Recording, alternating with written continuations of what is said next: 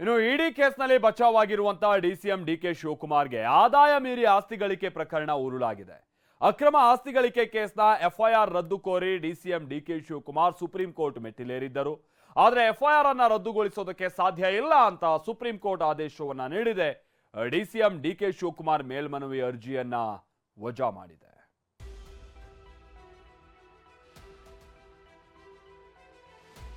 DCM DK ಶಿವಕುಮಾರ್ಗೆ supreme court shock. ಅಕ್ರಮ ಆಸ್ತಿ ಗಳಿಕೆ ಕೇಸ್ ಎಫ್ಐಆರ್ ರದ್ದಿಗೆ ಸುಪ್ರೀಂ ನಕಾರ.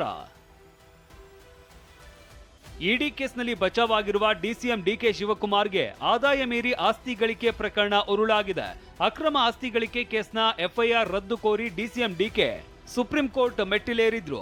ಆದರೆ ಎಫ್ಐಆರ್ ರದ್ದುಗೊಳಿಸೋದಕ್ಕೆ ಸಾಧ್ಯವಿಲ್ಲ ಅಂತ ಸುಪ್ರೀಂ ಕೋರ್ಟ್ ಆದೇಶ ನೀಡಿದೆ. ಡಿಸಿಎಂ ಡಿಕೆ ಶಿವಕುಮಾರ್ ಮೇಲ್ಮನವಿ ಅರ್ಜಿಯನ್ನ ವಜಾ ಮಾಡಿದೆ. ಡಿಕೆ ಶಿವಕುಮಾರ್ ವಿರುದ್ಧ ಸಿಬಿಐ ತನಿಖೆಗೆ ನೀಡಿರುವ ಅನುಮತಿಯನ್ನ ಈಗಾಗಲೇ ಹಿಂಪಡೆಯಲಾಗಿದೆ. ಅದೇ ಪ್ರಕರಣಕ್ಕೆ ಸಂಬಂಧಿಸಿದಂತೆ ಆದಾಯ ತೆರಿಗೆ ಅಧಿಕಾರಿಗಳು ತನಿಖೆ ನಡೆಸುತ್ತಿದ್ದಾರೆ. ಜಾರಿ ನಿರ್ದೇಶನಾಲಯ ಈಗಾಗಲೇ ಪ್ರಕರಣವನ್ನ ರದ್ದು ಮಾಡಿದೆ. ಒಂದೇ ಕೇಸನ್ನ ಎರಡು ಸಂಸ್ಥೆಗಳು ತನಿಖೆ ಮಾಡುತ್ತಿರುವುದು ಸರಿಯಲ್ಲ. ಸಿಬಿಐ ದಾಖಲಿಸಿರುವ ಎಫ್ಐಆರ್ ರದ್ದು ಮಾಡಿ. ಹೀಗಂತ ಮುಕುಲ್ ರೋಹಟಗಿ ವಾದ ಮಂಡಿಸಿದ್ರು. ವಾದ ಆಲಿಸಿದ ನ್ಯಾಯಮೂರ್ತಿ ಬೇಲಾ ಎಂ ತ್ರಿವೇದಿ ಪ್ರತಿಕ್ರಿಯಿಸಿದ್ದು ಹೀಗೆ: ಸರ್ಕಾರದ ಮಂಜೂರಾತಿ ಆದೇಶಕ್ಕೆ ಹೈಕೋರ್ಟ್ ತಡೆ ನೀಡುವುದು ಹೇಗೆ? ಇದು ಕೇಳರಿಯದ ಸಂಗತಿ. ಹೈಕೋರ್ಟ್ ಸರಿಯಾದ ನಿರ್ಧಾರವನ್ನೇ ತೆಗೆದುಕೊಂಡಿದೆ. ಆದರೆ ನಿಮ್ಮ ಮೇಲೆ ಪಿಸಿ ಆಕ್ಟ್ ಅಡಿಯಲ್ಲಿ ಕಾನೂನು ಕ್ರಮ ಕೈಗೊಳ್ಳಲಾಗಿದೆ. ಪಿಸಿ ಆಕ್ಟ್ ಅಡಿಯಲ್ಲಿ ಆದಾಯ ತೆರಿಗೆ ಅಧಿಕಾರಿಗಳು ಕಾನೂನು ಕ್ರಮ ಕೈಗೊಳ್ಳಲು ಸಾಧ್ಯವಿಲ್ಲ. ಹೀಗಾಗಿ ಸಿಬಿಐ ತನಿಖೆ ಮಾಡಬಹುದು. ನಾವು ಇದರಲ್ಲಿ ಮಧ್ಯ ಪ್ರವೇಶಿಸಲು ಸಾಧ್ಯವಿಲ್ಲ. ಹೀಗಂತ ನ್ಯಾಯಮೂರ್ತಿಗಳು ಅರ್ಜಿಯನ್ನ ವಜಾಗೊಳಿಸಿದ್ರು. ಈ ಬಗ್ಗೆ ಪ್ರತಿಕ್ರಿಯಿಸಿದ ಡಿಕೆ, ಸಿಬಿಐ ತನಿಖೆ ಮಾಡೋದಕ್ಕೆ ಬರಲ್ಲ, ಅವರು ಮಾಡ್ಲಿ, ನಾನು ದಾಖಲೆ ಕೊಡ್ತೀನಿ ಅಂದ್ರು.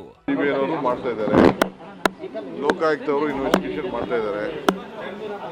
ಮಾಡ್ಲಿ, ನಂದೇನು ತಪ್ಪಿಲ್ಲ.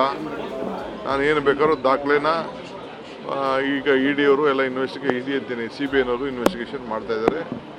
ಮತ್ತು ಒಂದ್ಸತಿ ನಮ್ಮ ಸರ್ಕಾರ ವಿಡ್ರಾ ಮಾಡಿದ ಮೇಲೆ ಇದನ್ನು ಲೋಕಾಯುಕ್ತ ಕೊಟ್ಟ ಮೇಲೆ ಅವರು ಸಿಬಿಐನವರು ಮಾಡಲಿಕ್ಕೆ ಬರುವುದಿಲ್ಲ. ಹಾಗಾದ್ರೆ ಡಿಕೆಗೆ ಉರುಳಾಗಿರುವ ಪ್ರಕರಣ ಏನು ಅನ್ನೋದನ್ನ ತೋರಿಸ್ತೀವಿ ನೋಡಿ. 2020 ಅಕ್ಟೋಬರ್ 3ರಂದು ಡಿಕೆ ಶಿವಕುಮಾರ್ ವಿರುದ್ಧ ಸಿಬಿಐ ಎಫ್ಐಆರ್ ದಾಖಲಿಸಿತ್ತು. ಅಂದಿನ ಸಿಎಂ ಬಿಎಸ್ ಯಡಿಯೂರಪ್ಪ ಸಿಬಿಐ ತನಿಖೆಗೆ ಶಿಫಾರಸು ಮಾಡಿದ್ರು. ಡಿಕೆಶಿ ಆಸ್ತಿ 2013ರಿಂದ 2018ರವರೆಗೆ, ಅಂದ್ರೆ ಏಪ್ರಿಲ್ 2013ರಲ್ಲಿ 33 ಕೋಟಿ ರೂಪಾಯಿ ಇದ್ದ ಆಸ್ತಿ 2018ರ ವೇಳೆಗೆ 162 ಕೋಟಿಗೆ ಏರಿಕೆಯಾಗಿತ್ತು. ಆದಾಯ ಮೀರಿ ಆಸ್ತಿ ಗಳಿಸಿದ್ದಾರೆ ಅಂತ ಸಿಬಿಐ ಆರೋಪಿಸಿ ಎಫ್ಐಆರ್ ಹಾಕಿತ್ತು. ಈ ಎಫ್ಐಆರ್ ರದ್ದು ಕೋರಿ ಡಿಕೆ ಹೈಕೋರ್ಟ್ ಮೊರೆ ಹೋಗಿದ್ರು. ಆದರೆ ಡಿಕೆ ಅರ್ಜಿಯನ್ನ ಹೈಕೋರ್ಟ್ ವಜಾಗೊಳಿಸಿತ್ತು. ಇದನ್ನ ಪ್ರಶ್ನಿಸಿ ಸುಪ್ರೀಂನಲ್ಲಿ ಡಿಕೆ ಮೇಲ್ಮನವಿ ಸಲ್ಲಿಸಿದ್ರು. ಸುಪ್ರೀಂ ಕೋರ್ಟ್ ಸಿಬಿಐ ಪ್ರಕರಣ ರದ್ದು ಮಾಡೋದಕ್ಕೆ ಸಾಧ್ಯವಿಲ್ಲ ಎಂದಿದೆ. ರಾಜ್ಯದಲ್ಲಿ ಅಧಿಕಾರಕ್ಕೆ ಬಂದ ಕಾಂಗ್ರೆಸ್ ನೇತೃತ್ವದ ಸರ್ಕಾರ ಡಿಕೆ ಶಿವಕುಮಾರ್ ವಿರುದ್ಧ ಸಿಬಿಐ ತನಿಖೆಗೆ ಹಿಂದಿನ ಸರ್ಕಾರ ನೀಡಿದ್ದ ಅನುಮತಿಯನ್ನ ಹಿಂಪಡೆದು ಲೋಕಾಯುಕ್ತಕ್ಕೆ ಕೇಸ್ ವರ್ಗಾಯಿಸಿದೆ. ಸರ್ಕಾರದ ಈ ನಿರ್ಧಾರವನ್ನ ಪ್ರಶ್ನಿಸಿ ಹೈಕೋರ್ಟ್ನಲ್ಲಿ ಬಿಜೆಪಿ ನಾಯಕ ಬಸನಗೌಡ ಪಾಟೀಲ್ ಯತ್ನಾಳ್ ಅವರು ಪ್ರಶ್ನಿಸಿದ್ದಾರೆ. ಸಿಬಿಐ ಕೂಡ ಒಂದು ಅರ್ಜಿ ಸಲ್ಲಿಸಿದೆ. ಇದಕ್ಕೆ ಸಂಬಂಧಪಟ್ಟಂತೆ ವಾದ ಪ್ರತಿವಾದ ಅಂತ್ಯವಾಗಿದ್ದು ಹೈಕೋರ್ಟ್ ಆದೇಶ ಕಾಯ್ದಿರಿಸಿದೆ.